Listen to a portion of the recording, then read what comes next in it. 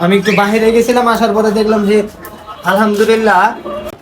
তো আসসালামু আলাইকুম এভরিওয়ান, আশা করি আপনারা সকলেই ভালো আছেন এবং আপনাদের দোয়ায় আমিও ভালো আছি। তো আজকে আরেকটা ভিডিও নিয়ে আসলাম। কি এর আগে আমি জাপানিজ র্যান্থাম নিয়ে একটা ভিডিও বানাইছিলাম, যে আমার ছোটকালে আমি নিয়ে আসছিলাম তাদেরকে এতটুকু থাকতে।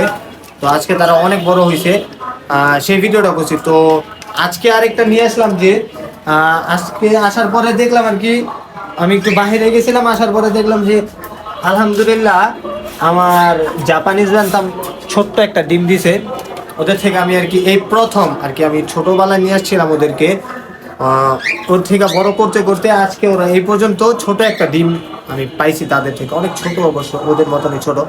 তো এটা ফুটাবো কিভাবে সেটাই আমি প্ল্যান করতেছি। ওরা নিজেরাই কি ফুটাতে পারবে নাকি ইনকিউবেটরটা ফুটাতে হবে সেটা অবশ্য আমি জানি না।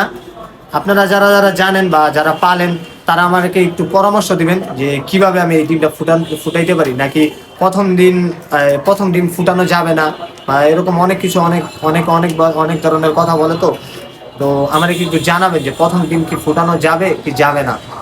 আসসালামু আলাইকুম।